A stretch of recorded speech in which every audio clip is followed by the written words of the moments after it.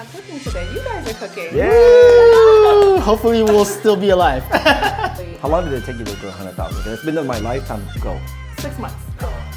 It's okay. Yeah, you blew it pretty fast. It'll happen. It'll happen once, but I'll share you my secrets. All right. I'll share you my secrets how we do that fast. You gotta watch all the way to the end to get that. So you guys are in real estate, right? Yes.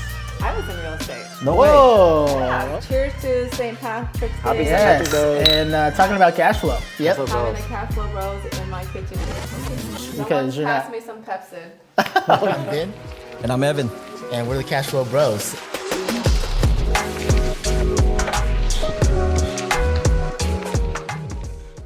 All right, guys, So we're good. in my house. My house. Oh, your house. Her house. My house. My house. We're at Mai's house shooting. Cash Flow Bros. This and is so cool. and we're in for a real treat because yes. literally we're here with the creator of My Healthy Dish. Yes, thank you very much.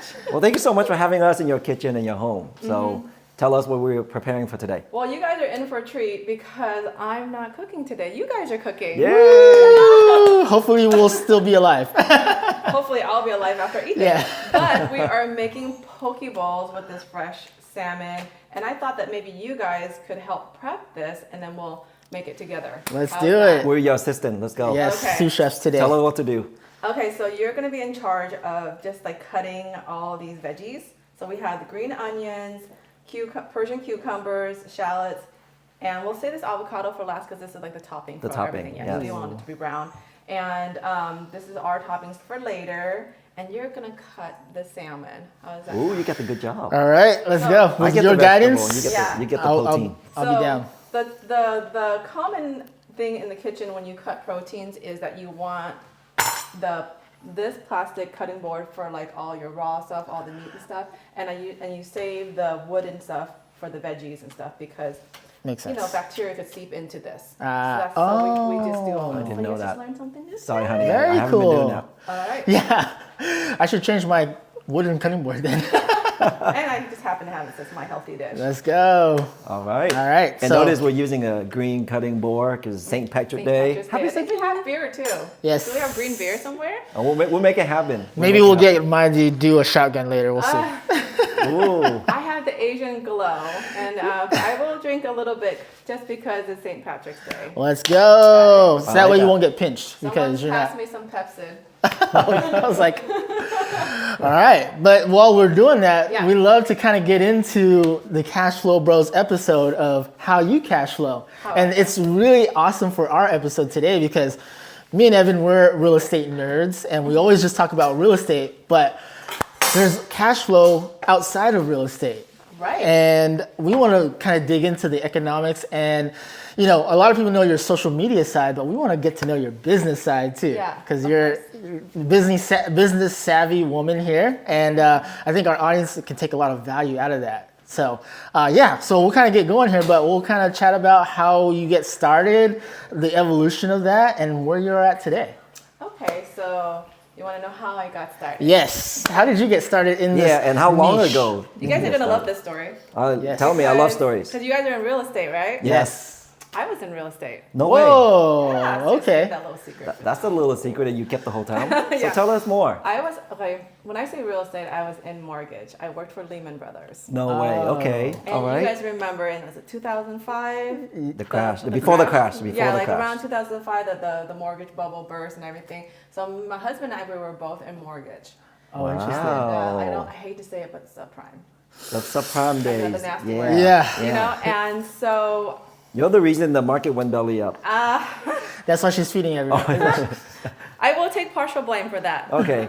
But We were all part of it. so when the mortgage bubble burst, I lost my job Okay. and my husband lost his job. Hmm. And then I got pregnant with twins.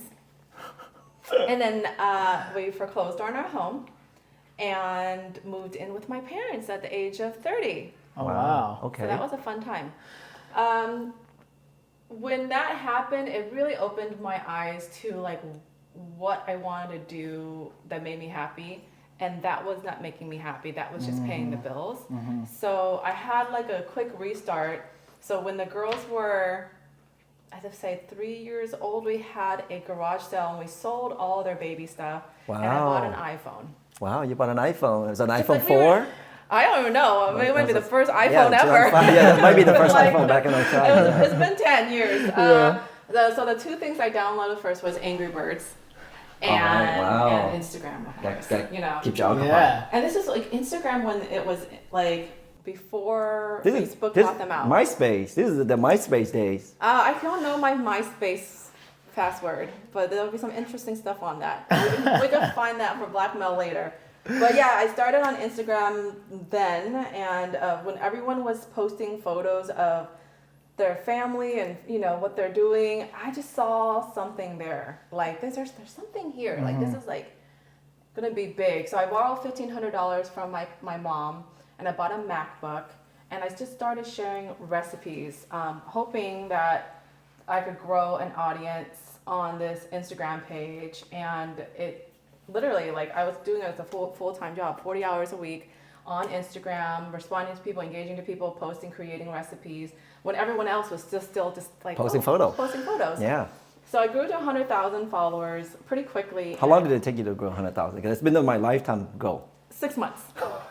It's Yeah, okay. you blew it pretty fast. It'll happen. It'll happen once I'll share you my secrets. All right. I'll share you my secrets how we grew that fast. You gotta watch all the way to the end and get that. Because Yeah. I drove all the way here to get that. So we are, fast forward 10 years and later, we're at 9 million and growing about 300,000 to 400,000 a month consistently, because I cracked the code. So I'll tell you guys the code. Right, and that's kind of where all this business opportunities are all coming from, right? Because Yeah. of this big old following that you created. But before you kind of got there, what gave you that light bulb moment? Like, recipes is going to be my thing that I start out with on Instagram. This is going to be big. Recipes. Well, food wasn't always my passion. Sorry, guys. Oh, the curtain's being Hearing removed from the here. shelf. Recipes and cooking was not my passion. What would really interest me was like the science behind food and how it affected your body. Yeah. So when I was lost my job, I actually went back to school to become a nutritionist. Oh, So okay. I already had a That makes BA sense. in like marketing and advertising, but I really wanted to learn the science behind food. Unfortunately, I was delivering the night of my nutrition exam finals, like an A in the class, by the way. Oh, wow. So I'm incredible.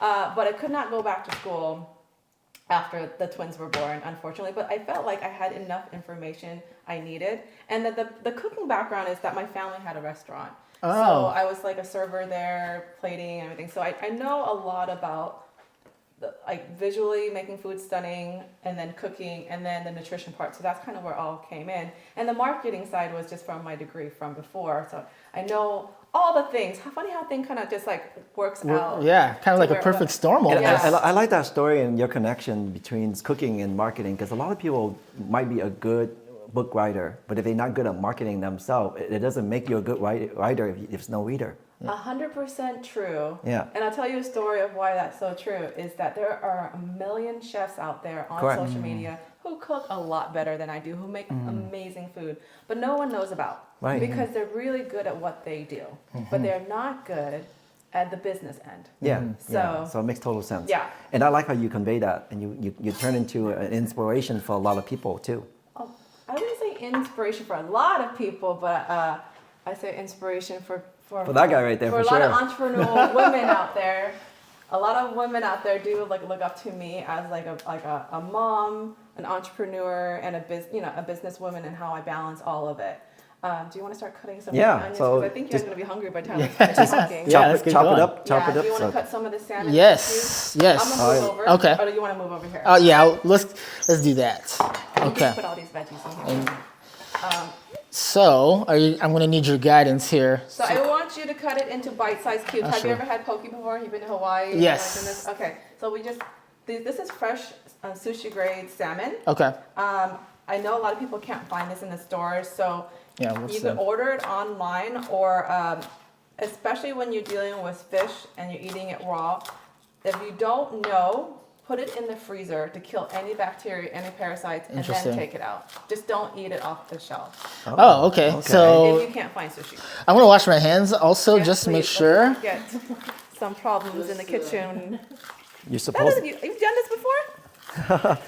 truth is, I've been cooking a few dishes that you post on Instagram. Oh, So, okay. yeah, I follow a little bit. So we might be jumping around a little bit, but you mentioned something that I think is really cool. And, when I was first following you, Right to the left. oh, thank you. Here? Yeah.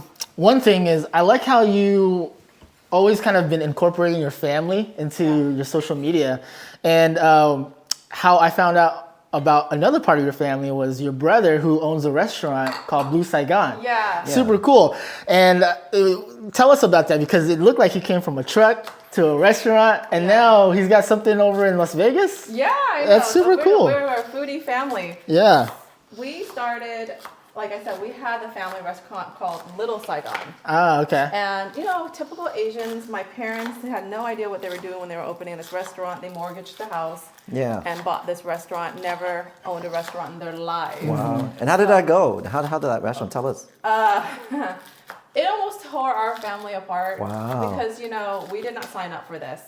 And all of a sudden we were sucked into it. So I was working in the mortgage business. And at 5 o'clock I would clock out and go to the restaurant and be a server. So I wouldn't get home till like midnight. wow. So I was Yeah. working 2 jobs because at restaurants, you can't just, it's so hard to keep employees. I'm sure. So we all ended up working in the restaurant. My sister, my sister-in-law, my brother became the chef because we had to fire the chef because he was stealing from us. I mean, it's just too much going on. It's not just cooking food. No. It's When more they say than that, you hate someone, tell them to go open a restaurant. Yeah. So you don't see them ever again. Yeah, and you don't realize the margins are so fine in restaurants. Oh, Like I bet. 99% of restaurants fail the first year. And Right. we That's were true. just no exception to that rule.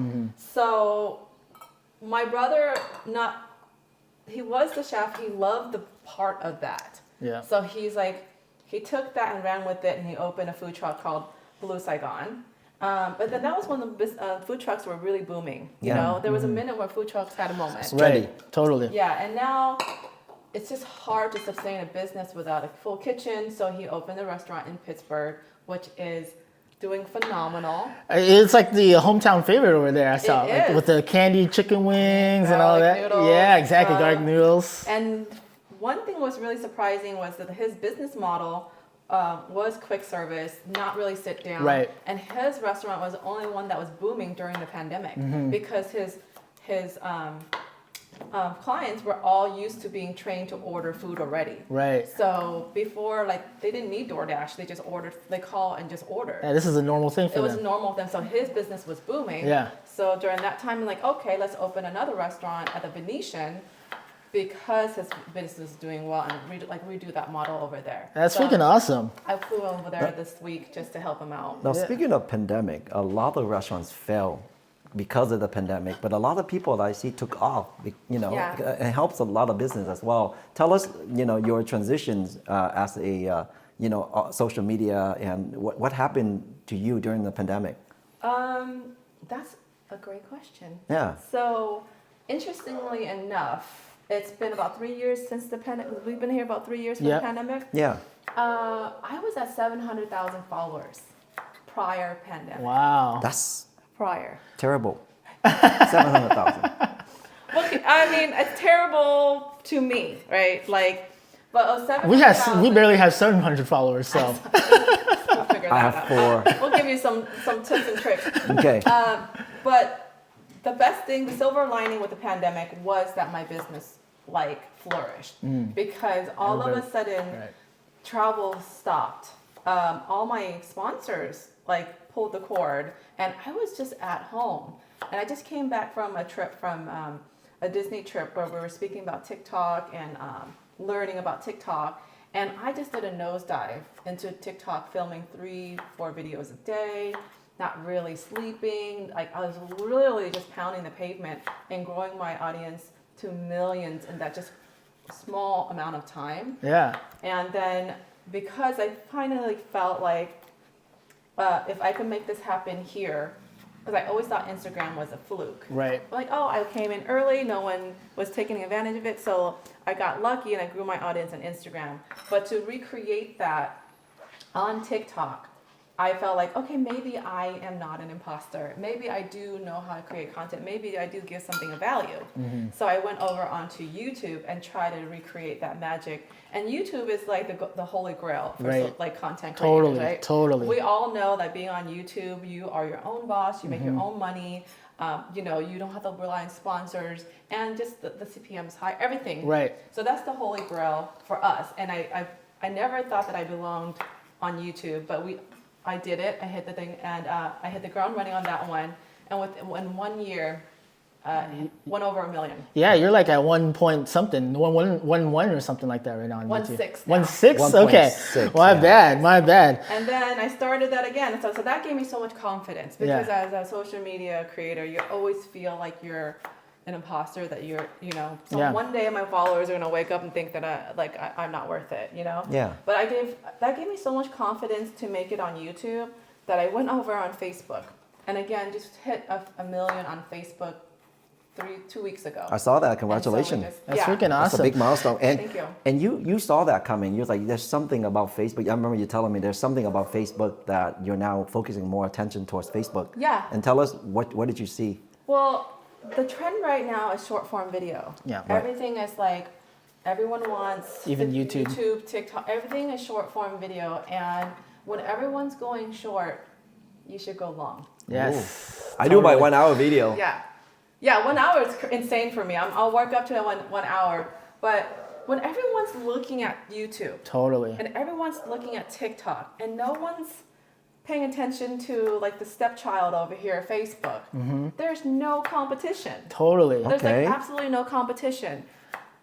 And so I just started just repurposing stuff just to play around with it. And I just saw a huge amount of growth, because they are so hungry for content. Right. Because there's no No one else is hitting it. no one's posting there. And that's great too, because out of all this, we're still talking about business. And one thing a big business guy always says, Warren Buffett, is like, when everybody's selling, you're buying. Yeah. And that's kind of like the mindset that you kind of took from there, right? Because everyone's just posting on TikTok. Everyone's doing the Instagram thing. But It's saturated. right. And you see this opportunity here, and it made you blow up. I mean, you've already been blowing up, but it's just, continue to make that brand and grow. So that's pretty awesome. Just kind of putting together the business side, and it shows the business savvy that you are too. Even though everyone thinks it's the social media and all that, but no, everyone wants the following, but they don't know what to do with this following. Right. Everyone has. Anyone could grow 1 million followers. I'm sorry, Evan. It's true. No. I'll tell you how. But like, anyone could trip over a bottle of milk on TikTok and grow 50,000 followers. Dancing overnight. point. Right. Our dance or lip sync. The problem with that is that Quantifying it. They don't know how to convert that into money. Right. They're sitting on this gold mine because they accidentally, I'm not saying it. all of them, but some of them accidentally like grew a following overnight, and now they don't know what to do with it.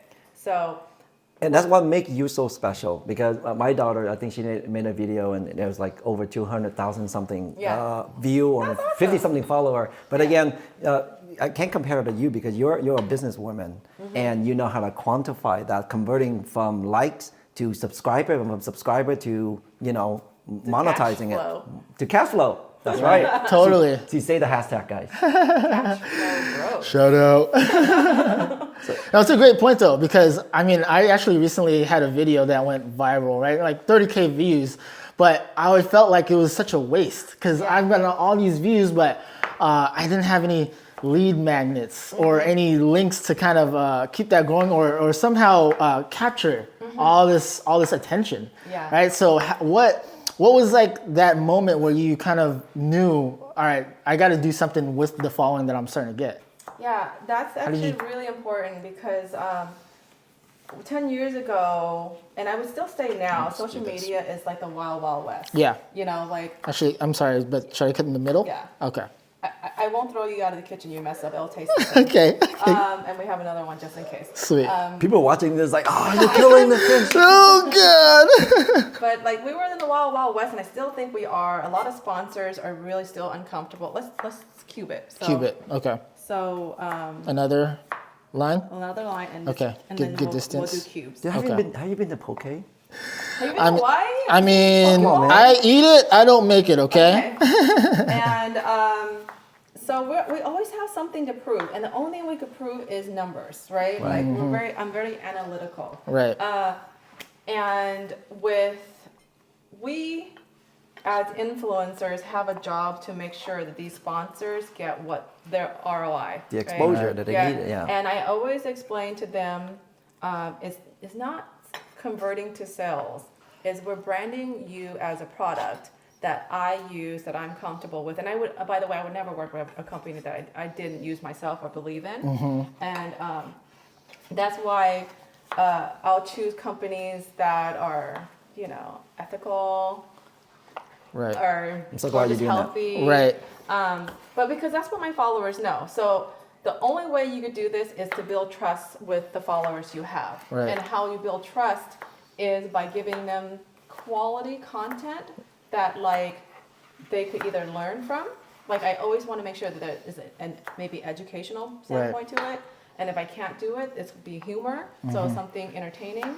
And if I hit that mark, I could also brand myself as, I always try to brand myself as a entrepreneur, good mom, good wife, good daughter. That's on good, brand, yeah. Good dog owner, because I want people to relate to me as a person and not someone on social media with this like fourth wall that they don't know. Right. So if they know that if I ever run into she's the kind of person that I can sit down and have a cup of coffee with. I want that relationship with my followers, that trust. And they've said this to me numerous times. So when they come see me and I walk by, they like, mine! Because they know I'm approachable. They know who I am. Instead of like, oh, should I approach that person? I really want a picture. So I really try really, really hard to be that person online intentionally to build that trust. And because I have that trust, it does convert to sales. Right. So anything that I do, for example, I went to Hawaii and I had this really bright sweater. And everyone's like, where was the sweater? Where was the sweater? So I linked it, and it was just from Target. And I definitely keep my followers in mind of their price ranges. So the clothes I choose are like, there's a balance. Yeah. So I linked it, and it sold out in 2 hours. Wow. Like all I saw of that. Target online. And I was trying to get one too. Were you for your wife or for yourself? Myself. Oh yeah, it's a nice colors. They don't have size large, so I'm sold out. I have it in my closet. You want to try There it? you go. Oh, after the show. No, but So we have proof. We have proof that this works. That's true. Yeah. So that's the difference between like me with someone who has 1 million followers here and me with 1 million followers here is that the quality of my followers are their true fans. And the only way you develop fans is to develop a relationship with them. Right. And not just spewing out like just recipe after recipe after recipe. Right, yeah, because people want to relate to you and, like you were saying, trust you, right? And that's kind of the key, because we're not just selling the product, but we're selling the trust and what comes with that product, right? The feeling, like Evan kind of talks about, it's not just the product, right? You make people feel good, and I think that's number one commodity nowadays. Especially that's what they call a social currency. You have the social currency to your voice carries a lot of weight, and I think that's what makes you so special. Because I actually watch your stuff, and I went out and actually did some of the stuff that you were saying on the video, and that's the feel good. And I told Vin this on the way here, and I say, people nowadays, they have so much money, but it's all come down to what you make people feel good. Like I have friends have tons of Hermes bag, and I walk into his house, he was kicking them on the floor. Because that's when you're having so much item, become no longer that feel good anymore, and they go for something else. They're chasing for something else that makes them feel good, right? But your content, you are raw. When I watch your video, it makes me feel good. Yeah. It makes me, it's relatable. I like this feedback. This is very intentional. So that's what makes you special. And then you share about the story how you're very approachable. And like just exactly we're here. You have a fan that's been following you for over 10 years. And now we are in your kitchen cooking a meal together. Yeah. And this is a byproduct of who you are as a person. And that's what I like about you. Yeah, I mean, he watched my girls grow up. Yeah, it's crazy. 10 years. Since 2013, y'all. So this is kind of a trip. But that's actually a great kind of segue, because I wanted to ask you that, you're talking about the strategic planning of partnerships, because that's how your brand is built and that's how you get these opportunities. But how do you balance that with so many eyeballs on you and trying to stay still you and authentic? and still continue to want to put yourself behind these brands and put yourself in front of all these people that can just come up to you and say hi? Like, how do you balance all that?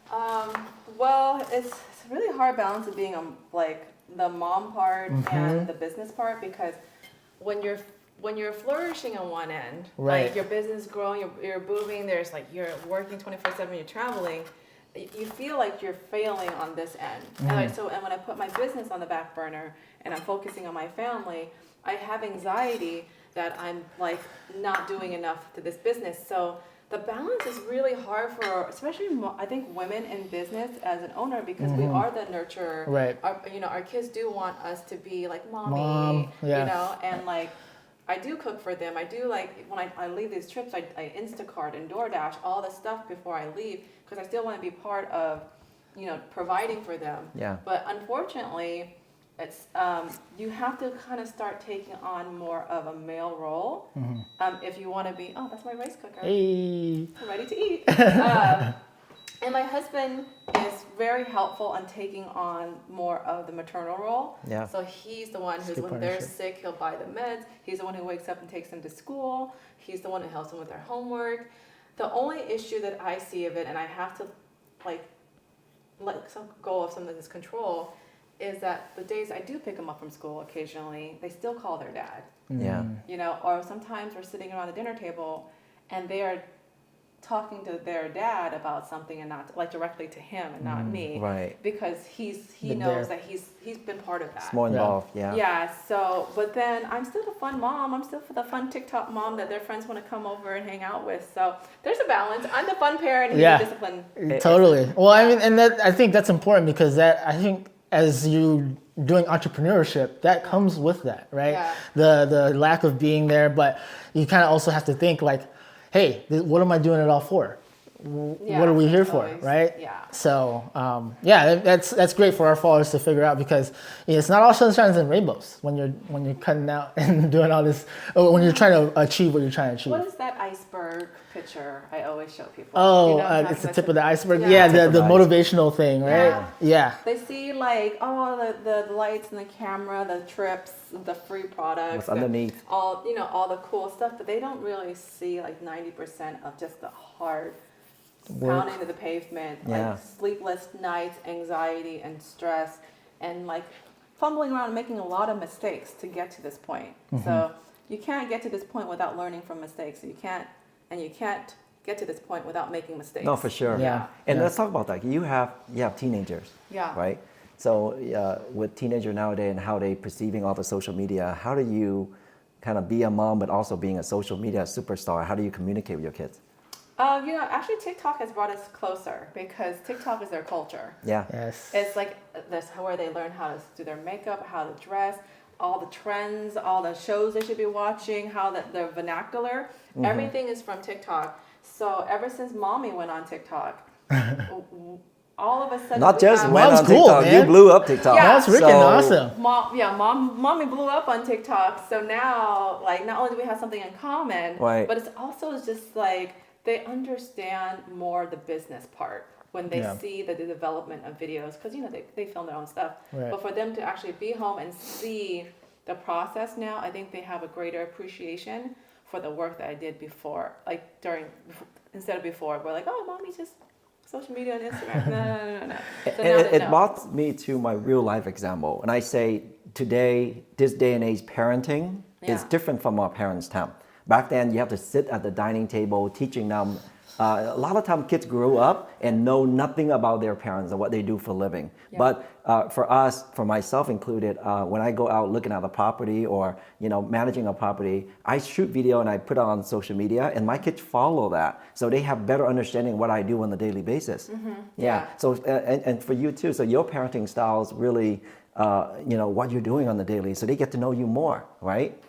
Not just come home at the dinner table and say, hey, what do you do today? No, I saw you on TikTok. Other friends talk about me. I saw your mom in LA. You went to the Choice Awards. You went, they go to school and their teachers ask about me and their friends ask about me. So they're the cool kids with the cool mom. I was going to say, how do your kids deal with that? Yeah. You're like, eat it up. They eat it up. I was gonna say, because If it was me, I'd be like, you know who my mom is? No, Check TikTok, right? Yeah, Let me check TikTok. Oh, I'm getting a ticket from a cop. Like, let me show you my mom real quick. that's cool. That's cool. So being influencer, there gotta be some perks. Yeah. That comes with all this. Tell us some of the things that make the audience jealous a little bit. So what are some of the things that you typically get offered? Offered. Well, I mean, Yeah, you were telling us about your cool kitchen. this was gifted Wow. along with my fridge, which is Blue Star, and this is Elite, my dream stove. This is like the Ferraris of stoves. Hoods. So that was a nice perk. And how did that come to happen? Like, how did it become a perk? Well, I've always had Blue Star on my radar. Like, I always thought, like, that I would love to have it. And they invited me to an event many, many years ago when they redid this kitchen in San Francisco. And I just went and just to take a look, just, you know, a lot of it's networking, right? And introduce myself. And this is many years ago. And I've been on their radar for some time.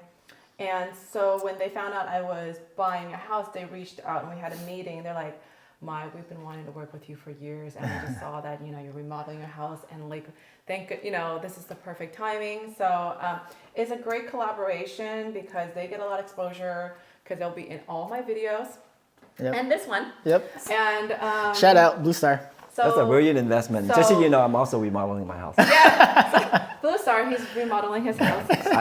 I have 200 followers. It will happen.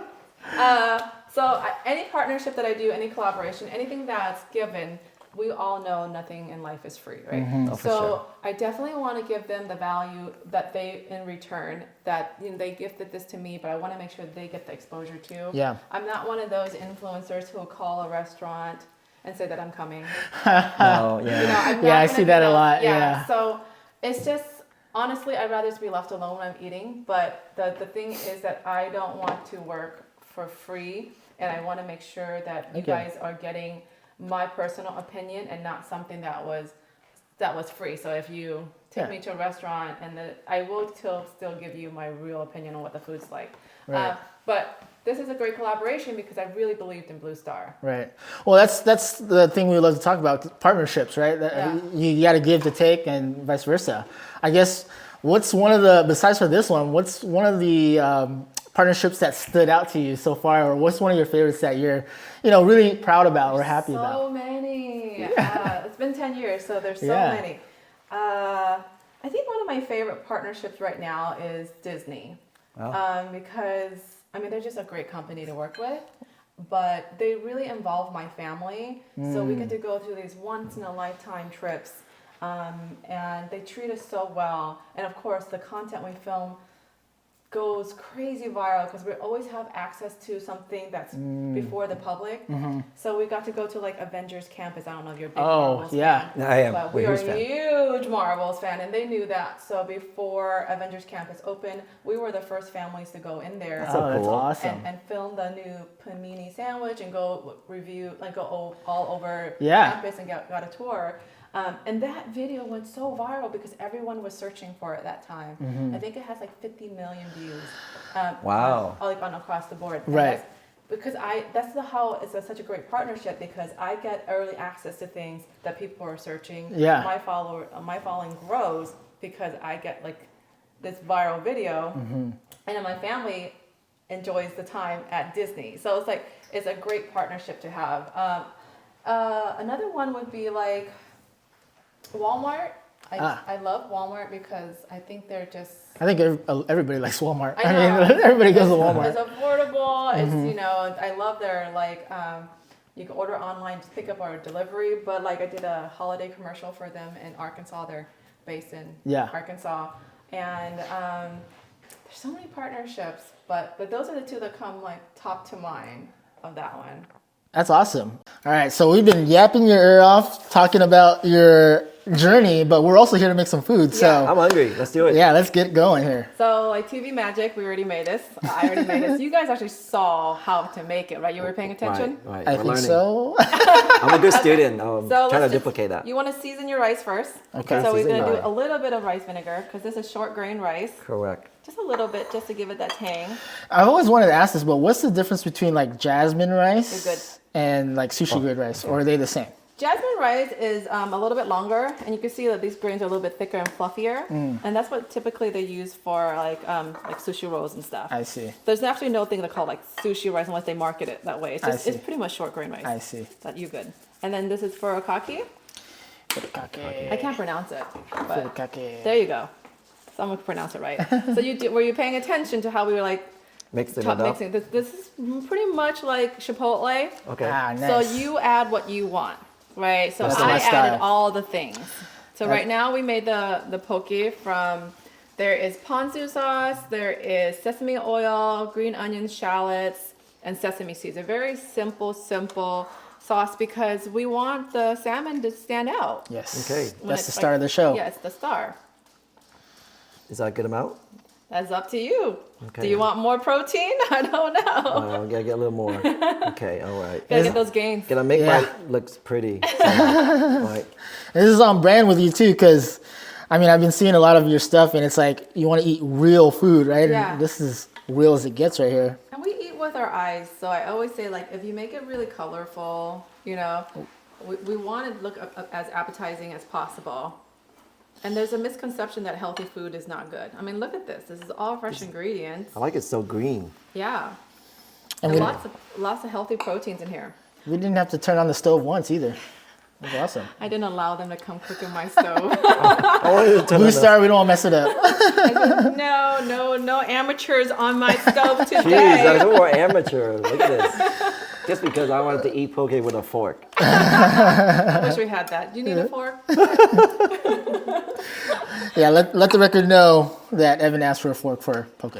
So I wanted to just like touch base on, I know a lot of people who are watching are in real estate and like, why are we having a food influencer on cash flows? Right. So of course I have 3 homes. Yeah. So the money that I make, I do like, I invest and I do believe in real estate. But I want everyone to know like how I make money as well. It's not just fluff. Yeah. Your Really cash just- flow. Right. We want to Yeah, know about you're your the cash flow. social media queen, but because you're also business, Yeah. you know, part of the business. So So like getting down to the nitty gritty, like how do we actually make money? This is like a great time to make money online. There's like so many, and I'm pretty sure I haven't even hit all the marks of how to make money online because there's every day I find another like revenue Avenue. stream, Right. another way to make money, and now it just comes down to time. Which one will give like, me the more bang for my buck because there's only one of me, Right. But with just an example of how I would like make one source of income and make it like multiply is for a video, for example. I know like people see the end product of this fun, quirky recipe video and it looks like really simple, but there's actually a lot of thought process behind. Be careful. We don't want it. yeah. Oh gosh. Are we getting this? Yeah, we're getting it. See, you offer. It's not ready. Let the chef do it. So I know people do that a lot, but like it makes me nervous. There you So go. put it down. Oh, okay. Twist it. I forgot the twist. Saved us an accident on camera. Yeah, we don't want blood on our poke. That's Here's extra. the cutting board. Yep. Okay. So for an example, like I get paid for my videos. Like if we were to do a sponsored post, let's say for an example, I got a sponsored post and we got X amount of dollars for the sponsored post. I take that sponsored post, I still get paid on views. So I will cut it down to for Instagram, Facebook, YouTube, and TikTok. So TikTok pays in multiple ways. TikTok pays in their creator fund, Right. which you get paid on the amount of views. But now they have something that's called Pulse. I don't know if you ever heard of Pulse, but Like my polls? it's still on a Pulse. I'm gonna say it doesn't pay that well, but it just started. So anything new. No, I get excited when I see more money coming in. So that's, Yeah, I any get revenue stream. So you get paid with Pulse, which is ad revenue. It's shared Yeah, shared okay. ad shared ad revenue. So now you're sharing money from ads from TikTok. So that's 2 ways to get paid on top of the sponsor post. So now we're counting 3, right? And then I take that video and I post it on Instagram where there is part of the sponsor, like Instagram Right. and TikTok. And then we take that video and we put it on YouTube, right? So YouTube is great because you already know we had ad revenue there from the videos, but then there's the linking of all the products that we get affiliate links that we get paid on the affiliate side. Okay. Now, did you just do that, or you have to reach out to them, let them know you're gonna be doing that?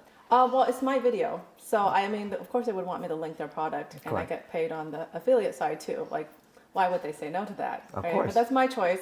And then on top of that, we move it over to Facebook. Well, and Facebook is actually my new favorite thing I was telling Social you platform. about. And not a lot of people know that Facebook has a great program right now where they pay you to post videos. So I'm part of a bonus program Yeah. where on the reel side, I get up to $10,000 per month just to post reels. Yeah, they're really pushing out reels right now because it's new. And I see that little star thing too, that people can give you money. And Tell us about that. That people who really like you will, gift you money in the stars end too. So that's another revenue stream. And then on that reel itself, you have ad revenue. So not only are you getting paid on the bonus side, you actually get ad money on the reels. So there's that. So, and then I take that same video and I put it on the feed. So there's a difference between the feed and the reels. And so The feed is your page, your wall. it's all the same. It's all going to Okay. the same place, but I treat reels very differently because there's so much. They're pushing it so much, so you get Right. a little bit more exposure on that. And then I would take that video and I put it on the feed, which I also monetize with ads. So that video is now getting ad revenue as well. That's amazing. And then that video. Same video. We're still talking about the same We're video. talking about the same video Like here. this one right here.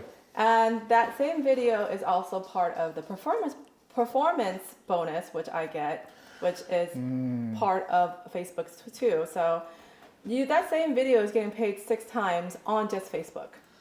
Just Facebook. When Yeah. you count the 6 sponsor, you're counting the ad revenue on both ends, you're counting both performances and the stars. Wow. Just on one. Wow. That's what you call cash flow. Okay, this is cash flow, guys. So Yeah. when you buy a real estate, you get rental income, whether through short term or long term. Yeah. But here you are creating multiple cash flow revenues just from one video and to different competitors, right? Yes.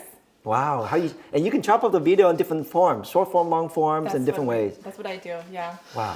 And we haven't even done. We're not even done. We're still going. Yeah, So what's we- up? We take that video and you put it onto your website. Okay. That's right. And then everyone goes to your website, and then you have something like Mediavine, and you're getting advertisement on your Mediavine for your blog or whatever. Yeah. And then you write up this recipe, and you add links like we were making a poke with ponzu sauce, Yeah. or like my cutting board, or my hexcad pans. The blue star Blue behind Star, us. and we link those in the links of where they could buy them, like all these ingredients, all the pans, all the sauces, and those are affiliate links. So those are trickled in there too. So you're just bouncing from one place to another with just one recipe, one video, Right. and getting like 10 to 12 sources of income for one. Wow. That's impressive. So this is kind of a question that I'm trying to figure out. Like, it's kind of a chicken and egg question, but did you start figuring out who you wanted to use, like as far as your the people that you're advertising, meaning like the products? Oh, yeah. You know, did you reach out to them first, or is this where you're building your following, you're using their products, and then you're using that to show these products, hey, this is the value that I'm bringing in, and then that's how you start to get paid? That's a good question. I think a lot of creators, when they first start off, they're doing a lot of fishing. Yes. You know, they're in the DMs. Right, You know, they're exactly. Like, Hey. hey, I would love, they're like, I Let's work partner with up. this, let's partner up, let's collab. And it's really smart because, that's how you get your name out there. But the one thing that people don't know is that the people who are managing these social media pages are mainly interns. Right. You know. The top up don't see that. Yeah, if you Oh, that's- reach out to like someone like even me, Right. I don't manage all my social media Right. pages. Or There's my too many. emails, There's too right? much. So you're probably getting an assistant or an intern who doesn't really Pay attention to that hold stuff. any Yeah. power to the collaboration. So the smartest thing to do is find their LinkedIn and like build a relationship there. There you go. And the second thing you could do is, if you really like a product, to start using it in your video, start mentioning it, start like, if you really want that collaboration, Right. because then it's organic, authentic. And my sister-in-law, Christy, actually landed a huge contract with Couple Noodles because she had a viral video with Couple Noodles. Wow. And so she has like this 3-month long contract with them because they saw the video. Yeah. So if it's organic to you and your content, that's how these new creators will start, getting their business, like building their sponsors. But for me, it's been 10 years. And so it's been 10 years. So my inbox is definitely full of sponsors who want to work with me. And because I'm so experienced, and there's new creators and then there's the OG creators. So we know the system, right? We know like the Zoom call, the meetings, the concepts, the briefs. We send in our content, and then there's a review process. Like, we know how to do it very professionally and clean, and we know our analytics. Yeah. And with a new creator, there's like a lot of hand holding. Right. And like they don't know all these steps, and they know what they're getting between the two. And I think the reason why they keep coming back to me is they just know how I work. So that's why we continue to get so much business, even though we're in the middle of a recession. I say that I'm recession proof. Right. And my business model has changed. Because I told you all these revenue streams. I call these sponsor posts, they're amazing. They are amazing for new creators to make a lot of money really fast. But for me now, they've become low-hanging fruit. Because it could be an X amount of dollars. Let's say it's $30,000, $40,000, or $50,000. It seems like, wow, it is a lot of money. It's a lot of money, but imagine you spending these days creating content for another company. Yeah. You're still just working for somebody else at the end of the day. Exactly. You're not your own boss. Right. And imagine if you take that time, do less sponsored work, and create your own content to build your brand bigger and bigger and bigger. So when you had your own product, you can make tens of millions of dollars instead of $30,000 to $40,000 in these videos. So I want to get to a point where my videos are making $30,000 to $40,000 each video, and not working for someone else. And the brands that I do work with, it's the brands that I love and I want to work with. Right. So, and that's where my transition right now is that we're trying to grow our YouTube channel and our Facebook channel, because that is where the power comes back to me, because I'm in control of how much money I make. Right. But I think TikTok and Instagram will soon follow, because they cannot not follow this way of for us to create money, because they'll lose us. Right? Like we're their bread and butter. So if everyone's going to YouTube and Facebook because they're monetizing, TikTok and Instagram definitely has to step up. Yeah, they're gonna have to pay you guys for getting all these views. Pay to play. Exactly. Nice. Well, I mean, all that got me hungry. I think you guys did a really good job. Let's show them what they're like. Look, you guys did such a good job in your bowls. Look at this. I think you're just being nice. Mine's a little bit messy. She's modest, but a beautiful bowls. Like, very colorful. Very colorful. Give him some avocado, Evan. Don't be stingy. Oh, come on, bro. I know avocado's extra, but you know. But while you were talking, I can't help but relate it to what we try to do as well. Like how you were saying that you reach out on LinkedIn. Come on, brother. Jesus. Do you want a fork or a chopstick? I'm going to die with that. I'll hook you up with some chopsticks. Yeah. But it's kind of what we do too, and what we try to tell people on our show all the time when they're first starting out, when we're looking for deals. It's like, network. Talk to these people first. Provide value, not just kind of ask, but show them what value you can provide as you're networking, and then the deals kind of start coming to you anyways. Yeah, because it's about relationships. Like I think a big part of real estate is relationships. It totally is. Out of all the homes that I've bought, all the years that I've bought and sold, I've stuck with one realtor because I think that she hits it out of the park every single time. And even though we're struggling because of this market, this is the first time we've struggled with selling a property because of the market. Right. But even then, like her professionalism and how personal she is, on top of the information she is, like explaining to me everything that happens in the market. The rates went up, this and this. The house next door sold for less. We need to like Do something. Like, I need you to know all this information to Right. make a rational decision. Shout out to your realtor. Jill. It's a plug. Jill. Great realtor. So we've been That's working awesome. with her for many years, and I consider her a good friend now. And that's like when you build that relationship. Right. Like, why would I go with anyone else? Yep. Because she knows my kids, she knows my husband, she knows my parents. Right. And that's, I think, the big core thing of any business is relationships. And like how you multiple cash flows from one video, it's the same thing for us realtors. We'll do multiple income streams just from one client, from having to buy and then sell their property, and then helping them maybe rent it out when they need to rent it out if they don't sell that property, things like that, right? So yeah, I just can't help but to relate to all the things you're talking about. But your career coming in a full circle. You're starting out in mortgage industry, became a social media queen, right? And then now circle back becoming a real estate investor again. Yeah. Right? And that's what this all about. We're creating these podcasts, telling people, and it's not about real estate, it's everything you do that from, generating cash flow from social media, whatever you're doing watching this video, and you're thinking that, hey, I don't want to, real estate is not my thing, but at the end of the day, it's something tangible, right? Yeah. Something that you can convert all your cash flow into something that, is a legacy for yourself later on, right? Yeah, I learned a long time ago that women are very emotional people, and they don't take risk in business. So I don't want to be sexist, but like a lot of men take a lot of risk. Like it's almost like gambling, and we're emotionally attached to things. Like I was very emotional attached to my house, but I knew that I had to sell it. It's like so I had to like let that part go. Yeah. But also there is this generation that I'm stuck in where I'm a first generation immigrant. So, our parents are like mattress money people. They don't believe in investing. They don't believe in they just believe in like putting your money in saving while that money is depreciating. Yep. Right. And they don't believe in Risk.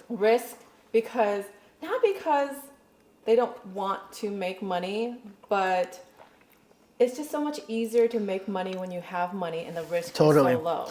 We had this conversation with Thatch Nguyen, and he talked about a very similar mindset. Us coming over, or the generation that came over here, having like a limited mindset, right? Yeah. And like you said, they have that mattress money, and they don't want to use that to try to make more money. Like for example, my mom, we got all this equity in their homes that they've got. And I'm like, Mom, this is the time to pull that equity out and make more money. But she's like, I don't want a payment. I don't want any of this. And I totally get that. And she wants to feel secure. But I'm like part of this new generation where you're like, you have to take risks. If you want the reward, you have to do the risk, right? And that's probably right move for your mom, because she's at the age where she's done with the hustling. Right. She's now tired. she needs to be more, peace of mind Right. with her investment, right? So, but we're at the age where we still continue to invest and build that portfolio over time. So one day you can keep everything active and then slow down your active job and then focus on the passive. Yeah. And then for you right now is growing, right? Yeah. I do want to point out one thing, because Yeah. it's like, I think that we need to be very cognizant of like our situation in life where it's easier for us to invest, right? Yeah. Right. Like 10 years ago, if you would have said like, True. throw all the money, like $30,000 to buy this house, right? That's all the money I have. Right. Right. But imagine for us, like, well, if it feels like it's not going to affect me, but if that's all the money that you have, it's really hard to take that risk. That's true. And that's why a lot of people who are in that situation don't grow, not because they don't want to, Right. is they're not able to take the risk like we are. Right. Because 10 years ago, I wouldn't have been able to. It's easier said than done. Yeah. For sure. So we have to, I think I'm always Acknowledge. aware that like we are at a point in our lives that we can take those risks. True that. And lose that 30,000 and we will go on with our day. Yeah, that will really suck, right? But it will not affect my lifestyle. It will not affect putting food on the table or paying rent. And I think that's the difference. But when I started investing, I wanted to pretend that I was rich. like if I was rich, That's the what mindset. choice would I make now? If there was the consequence of losing this money, would it still be okay? So I was investing in a lot of things, Bitcoin, you know, all the things and property. I'm sure that's relatable. High risk, you know, high reward, and then, you know, when it tanked, right? Right. And then it came back, but I still continued to invest because I was not emotionally attached to the money anymore.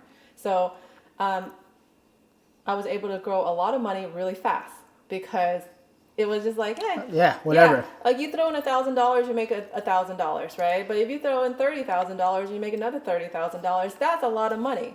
So I was throwing a lot of money at it, thinking that I was going to grow. But that's another topic. But like Right. that's just more. The higher the risk, the more reward. But then Was that the kind of mindset that you had when you were talking about earlier, when you and your husband both lost your jobs, Yeah. and you're trying to figure out like what are we gonna do, and you know you got that $1,500 loan from your mom. which I never paid back, by the way. That's the beauty of moms sometimes, right?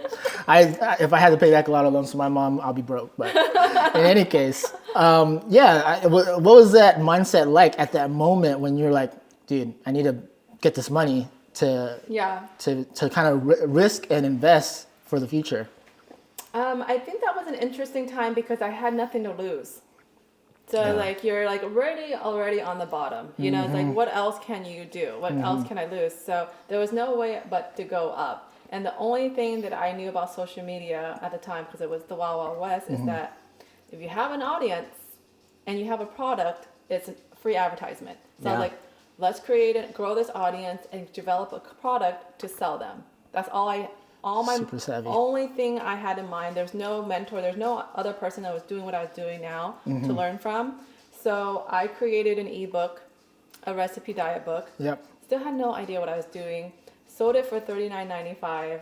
And it's funny, it's my dad, the day before the book release, he said, you should go into real estate. Because he had no faith in me because no one knew what social media was and the potential. Yeah. So he was worried about me spending a whole year creating this social media page and then developing this cookbook. Like, what are we? I linked it to my PayPal, just posted a picture of it on my social media, and the sales were just like, ding, Coming in. ding, Nice. ding. And this was before I knew how to sell anything. It was just posting it on Instagram. But it was just like ding, ding, ding, ding, ding, ding. And I was like, oh my gosh. Like, I think I made $8,000 the first day. Wow. And mind you, we were dirt poor. Yeah. Like, I was living with my parents, no money, really in debt. And to see this money coming in, I just couldn't believe that, like, I spent, 6 months developing this page and then 6 months writing this book, and this is going to sell forever. This is going to be its cash flow forever. That's what I really liked. My husband quit his job, I think a month or two later, just because of just that book. Oh, wow. Living off the sale of the book. And then I signed with a company, a management company that like started getting me the sponsored stuff. Nice. And made a lot of mistakes with them, but I did learn a lot from them too. But that's what I'm saying. It's just like, there was just no way but up. Mm-hmm. Right. There was no way but up. Even making $1,000 would have been like, I did it. I made it. That's awesome. But at that time, did you feel like that is the right path for you? That was then and there? No, there really wasn't like Or no still map. some doubts? There There's was still some no doubts. map. Yeah, this is what I was gonna say, because a lot of times people get so afraid to start because they don't know the end goal. Yeah. But sometimes you don't need to know the end goal. You just gotta start Yeah. and do things, and then it'll come up, right? It's like gambling. There's this risk about investing all this time. I wasn't investing money. I was investing my time. For Right. sure. And I was working 40 hours a week for pretty much free for a year developing this business. These new creators now, they have this roadmap, right? They know like Right. you have followers, you'll get sponsors, you have this, you make ad revenue. Before it was just like me going in blind. But I actually really appreciate like having that struggle of figuring out myself. Yeah. Because it's actually just made me a better creator and also a better businesswoman. And more original too, right? Mm-hmm. Because a lot of people kind of follow this game plan, and you don't really stick out too much, and the opportunities won't come as much as well, right? Yeah. So, I don't know. Should we continue eating? Or What did you think of the pocket? I loved it. I think it's It's great. freaking awesome. Yeah. I think it's great. Yeah. But today, since St. Patrick's Day, we should have some green matcha IPA. What do you say? Cheers. To the Let's IPA. go. Cheers. Yeah. Happy St. Patty's Day.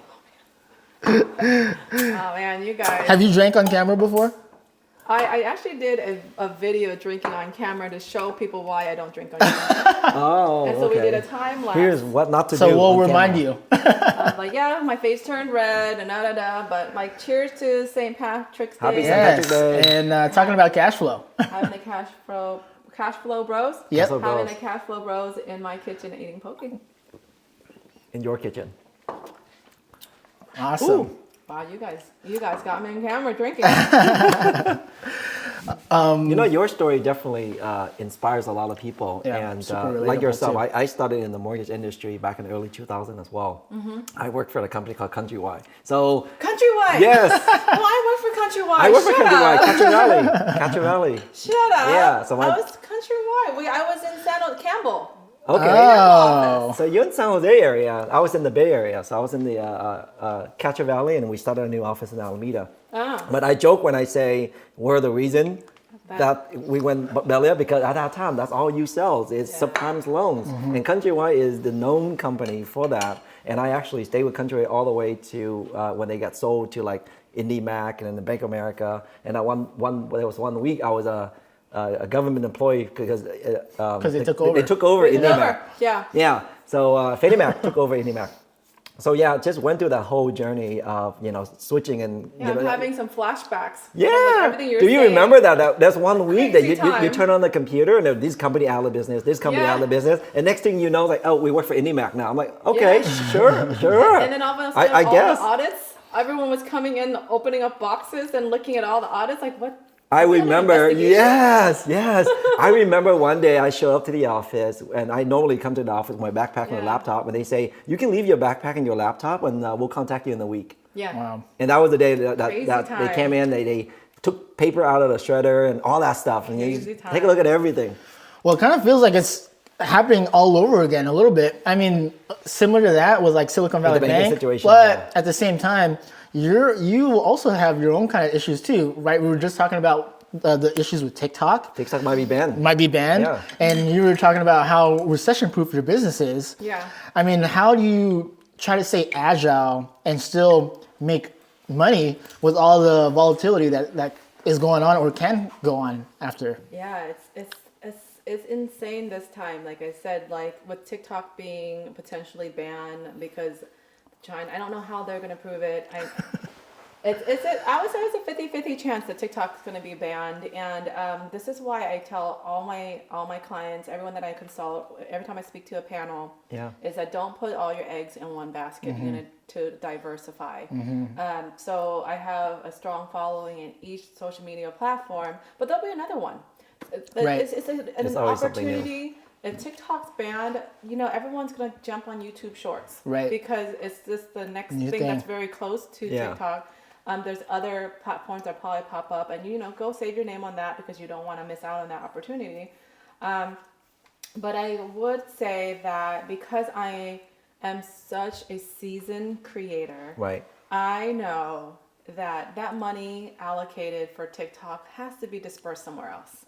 Right. So if you're only a TikTok creator, you're missing out because those millions of dollars, those advertising dollars, will now have to be moved to Facebook, to YouTube, to Instagram, Right.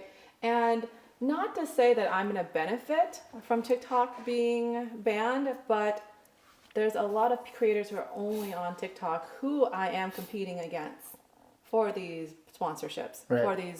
for these opportunities.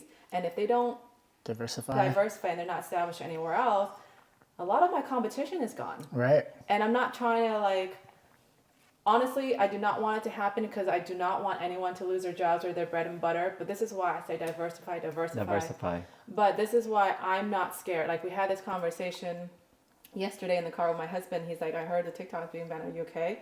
I'm like, I am fine.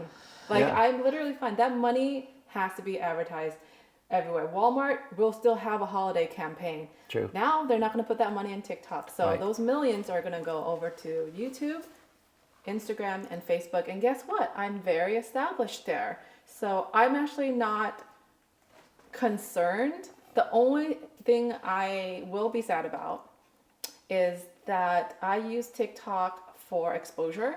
Yeah. So TikTok has this virality that like Instagram, YouTube, and Facebook has not been able to duplicate.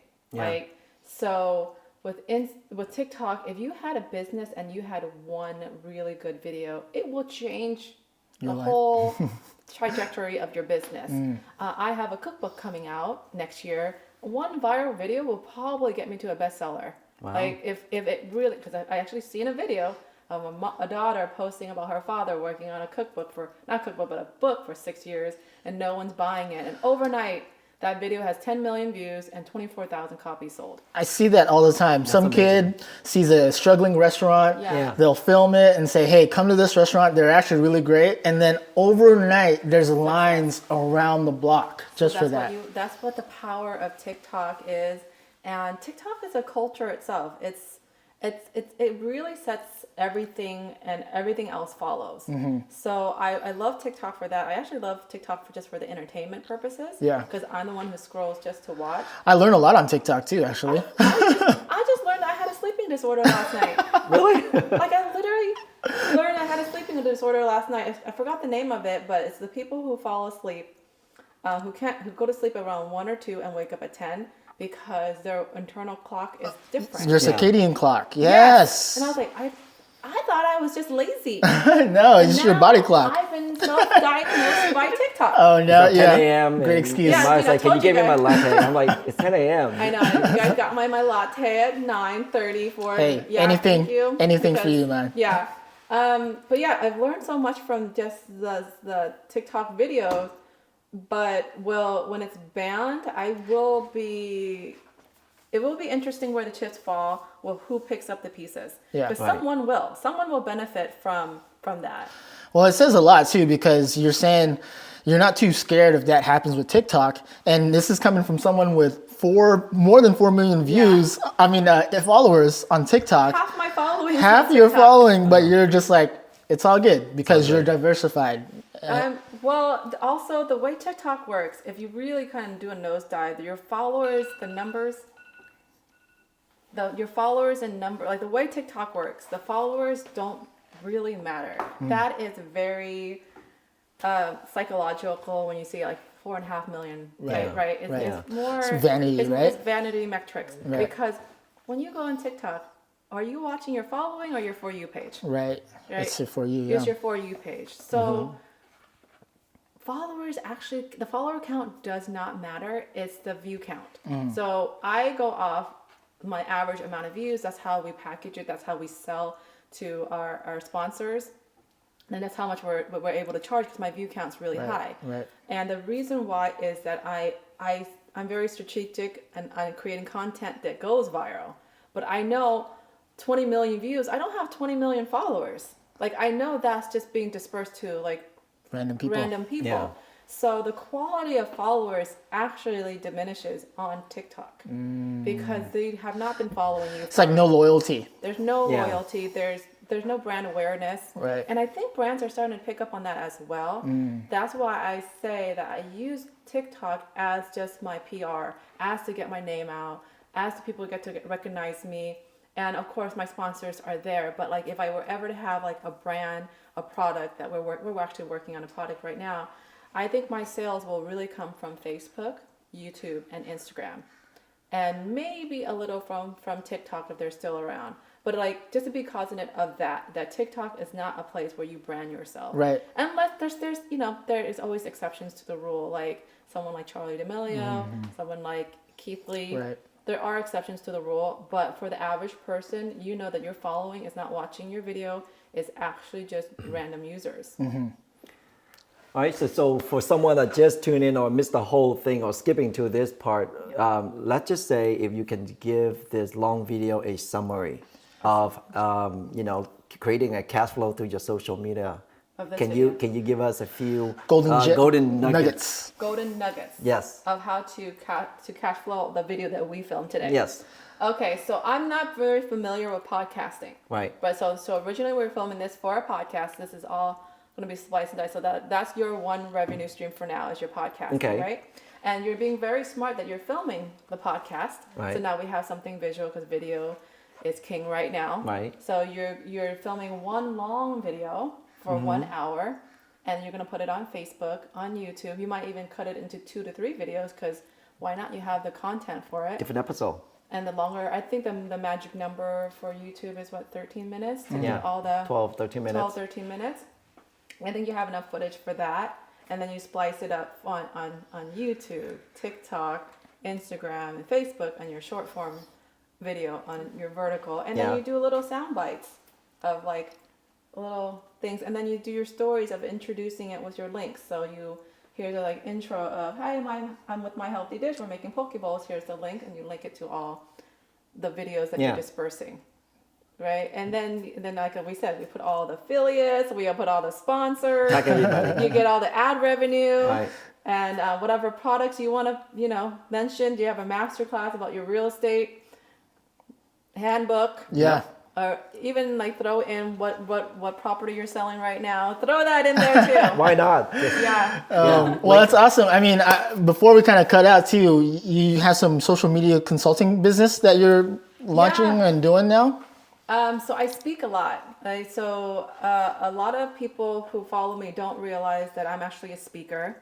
And like I speak at VidCon, I do guest speaking. I just did the Asian Hustle Yeah. Network, the Nice. keynote. Sound like with Brian. Yeah, and I speak more on the business end of developing your brand, but on just one thing that people want to know is how to grow. Yeah. Right? How do I grow? I think Evan, like, how do I grow? How do I grow? How do I I get keep to 100,000? messaging her and it's I'm like- like, I'm too busy. Can't talk to you right now. Yeah, this is content you got to pay for right here. So I do a lot of consulting with my friends and family because I want all my friends and family to succeed. Krislin's here because I'm mentoring her right now. But one of the first people that I mentored, her name's Patricia, and I changed her hair page. She just did her hair actually. She did change her hair page from Patricia, blah, blah, blah, like her last name I couldn't even pronounce, that I couldn't even search. And I said, what do you do? She said, well, I do like the highlights, but like really thick panels. It's still a little different than like thin highlights. It's like really thick panels that I use a brush for. I'm like, so you paint hair? And she's like, yeah. I'm like, why don't you just change it to painted hair? There you go. So it because short. people search for you and they'll know exactly what you do. They don't need to know what Patricia does. Like they will know exactly what you do, and it's easy to find. And then I just showed her how to create content better and how to grow her Instagram and like do like before and after transitions, because that's what people really love with hair, right? The ugly before and like the magic after, Right. that gives her authority. So she's been growing her business. It's exploded. She's had numerous contracts. She has shops and she has a master class, and she trains people to do hair now. That's awesome. My sister-in-law, same thing. She wanted to do cooking. Her name is Christy Cooks. We came up with that name because like Christy, we want your name in it, just like my healthy dish. We wanted my name in it, and then we wanted to make sure that people knew you cooked. So I think she's at 150,000 on Instagram right now Wow. after a year. And That's so cool. Almost 300,000 on TikTok, and I think she's passed 100,000 on Facebook recently. Wow, Heck yeah. congratulations. Heck yeah. So she's making multiple streams of income. I told her to quit her job, but she's a little scared. She doesn't want to take that risk. But she's making more money on the social media side now than her full-time business. That's impressive.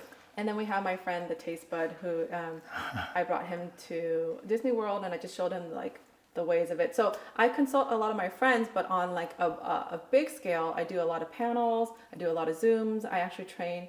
I train a lot of people on YouTube, so me and YouTube will get together and we'll have all these new creators come on board, and we'll give them like the beginners Course. course of like how to start, how to monetize, what all the things you need to look for, all the legal terminology, and I work closely with even the Disney team where we'll bring on new people and new creators and stuff. So like I said, I do a lot of that because I wish I had someone when I first started. Yeah. To, Well, to talk to. yeah, and this is the perfect reason why we brought you along, because a lot of our audience, like the guy behind the camera, John, are young entrepreneurs trying to figure it out. Yeah. Trying to see where it goes, maybe not knowing where the end goal is at, but learning, growing, and taking it from there. And John is doing really well for himself. So now you just got to change from Focus Media to John Media now. JohnMedia.tv. Well, it's more like because you want to be a brand. You're not I wanted to be a brand household name. So I wanted to make sure my name was in there. So it's my.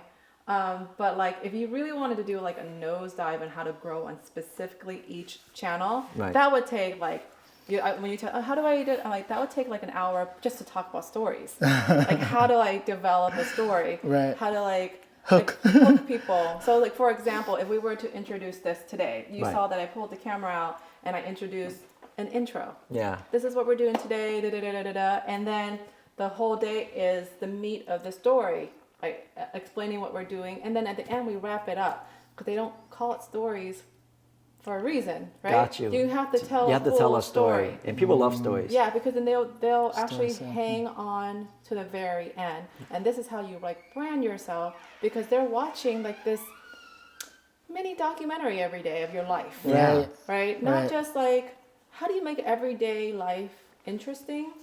So if you, I don't know if you know Winnie the Pooh. Yeah, of course. Everyone knows Winnie the Pooh. His thing is like there is just beauty in doing nothing. Yeah. Can you make nothing seem interesting every day? No. Wow. That's a challenge. That's right? a big challenge. Right. Me in my kitchen every day, we're doing the same thing, the monotonous of life. Can you create this monotony of life and make it interesting every day in a story that the viewer who's watching can relate to you? Right? Who's at home like, she's picking up her kids at school and she is like looking like a hot mess. That's me.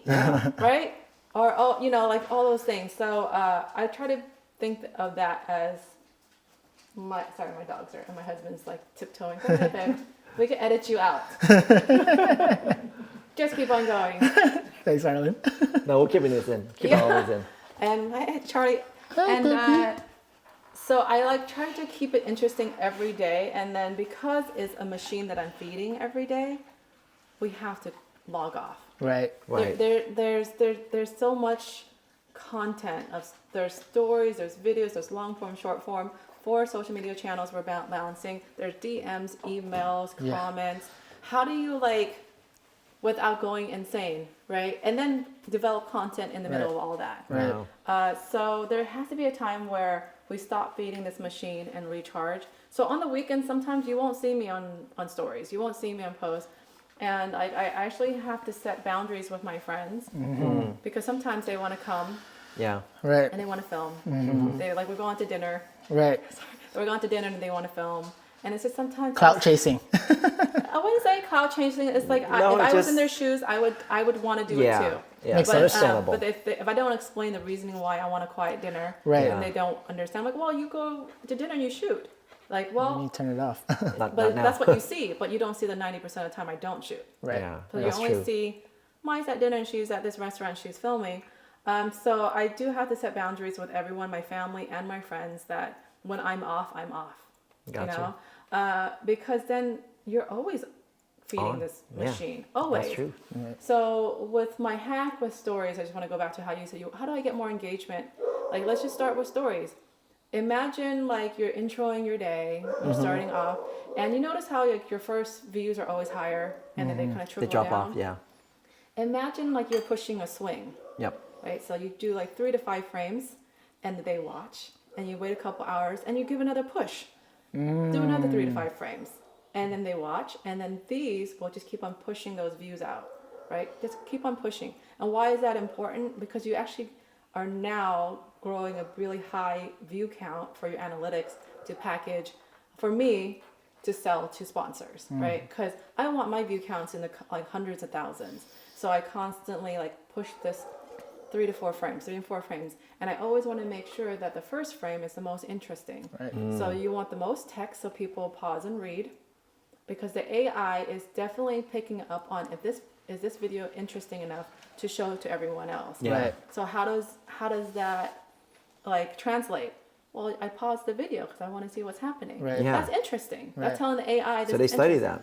So they study that. So you'll notice my intros are usually me, selfie mode, explaining something with a lot of text. Yeah. Because I want people to know what's happening.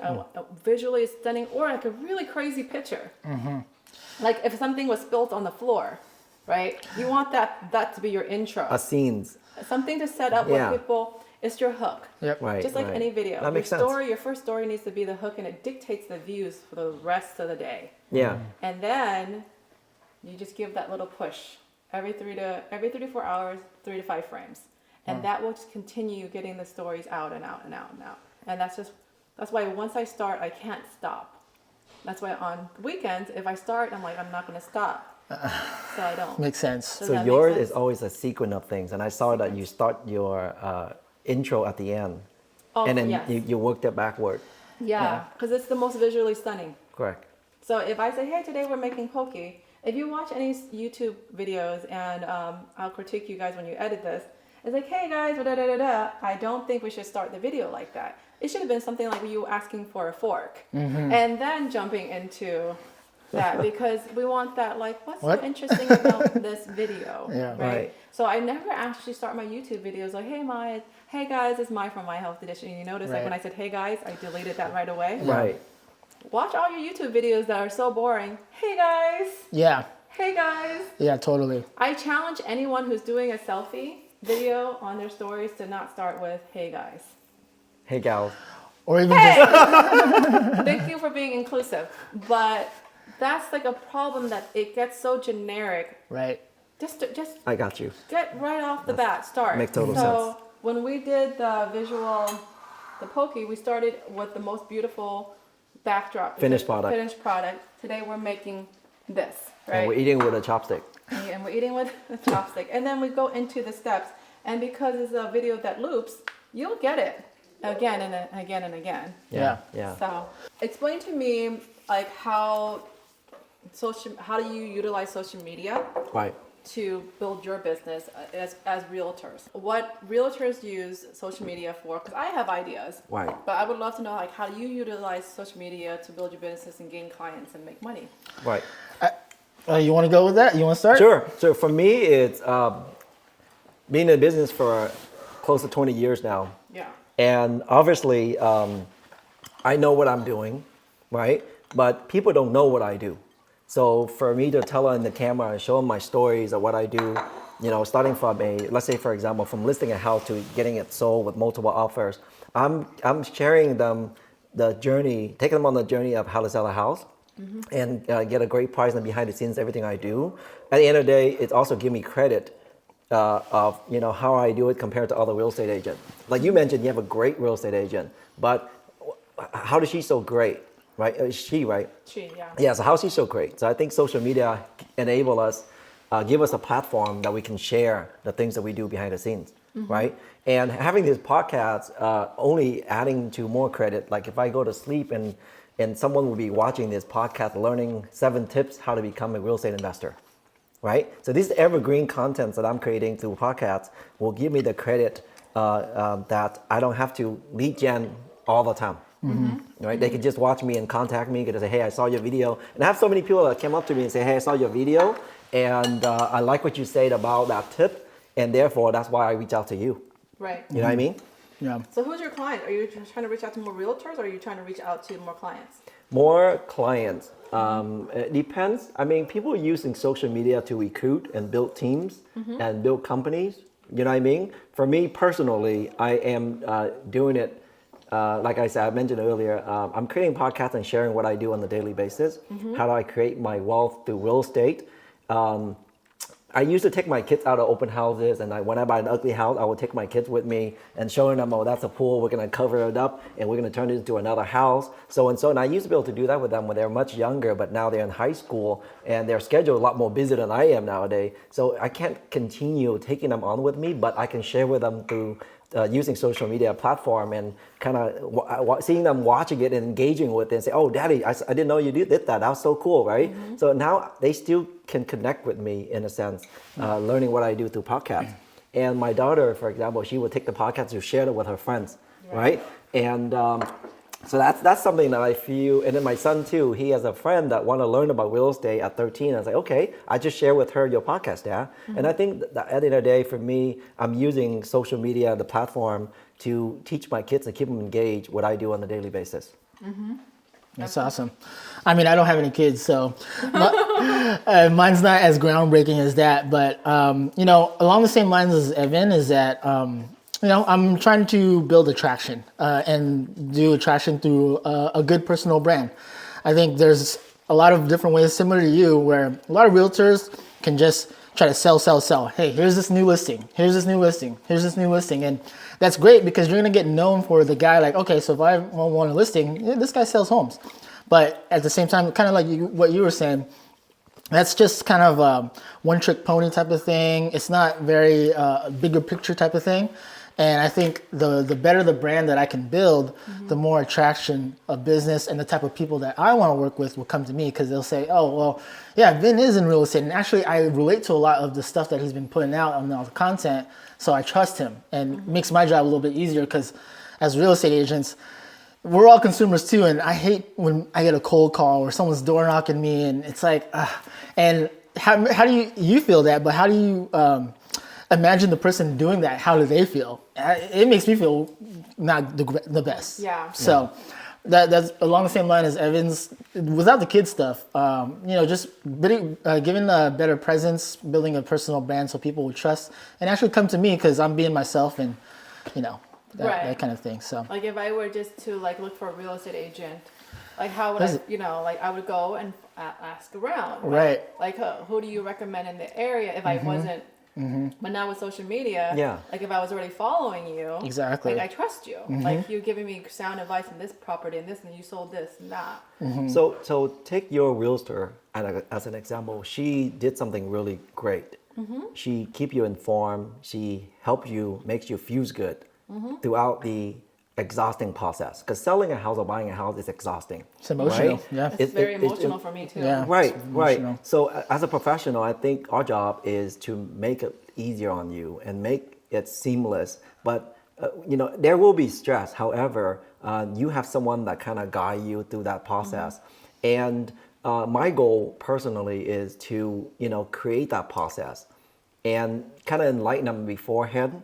So using the podcast can be one way for them to like, hey, if you're a first time buyer or you're a first time seller, okay, I have a video that I made. There's a podcast that I interview someone and you can check it out and, you know, before our meetings. So when I show up to the meeting, they somewhat ease off a little bit. Yeah. You know what I mean?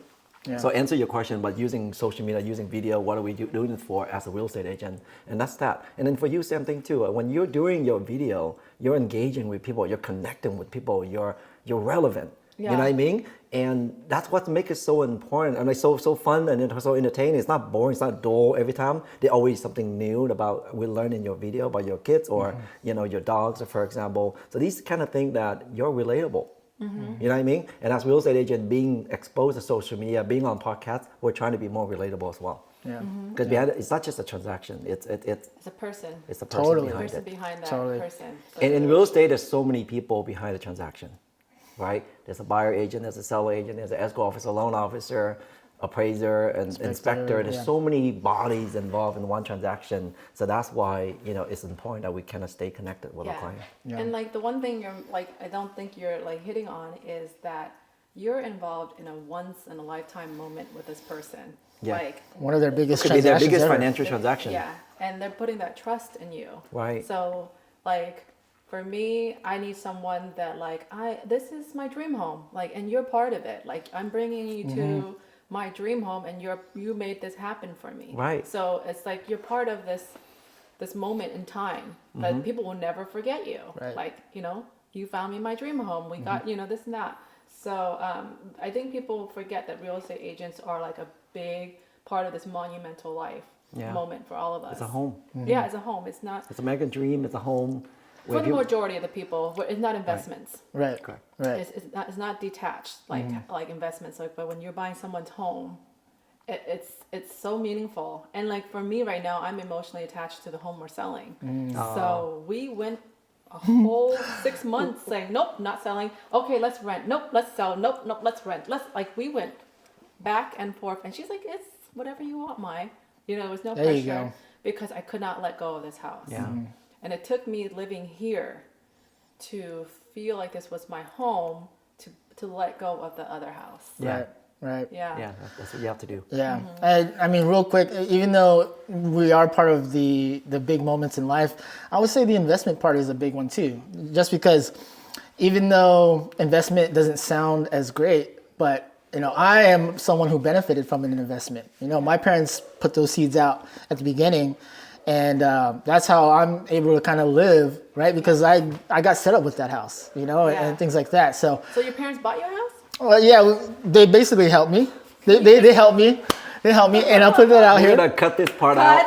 But- Guys, we're self-made. But that's the benefits of real estate, right? Self-made. When they first got their first house, they built enough equity, and they were like, "Hey, you know what, young one, you need help? All right, well, here's some help because we did the right moves with this first home, so that we can put you in a position." Well, that's what you Vin- call generational wealth. Yeah, Correct. exactly. Correct. So, But I think we need to acknowledge the immigrant children who Totally. are part of that missing that generational wealth, where we are not only coming here to a new country, our parents still have not made it, yep, are living on mattress money, and now we are financially responsible for not only their care but our children's care. Yeah. And we are now playing catch up instead of having that first foot through the door. Right. We are constantly catching up, Right. because now there's no general wealth for me to pass on to my children. It's actually my grandchildren, right? Because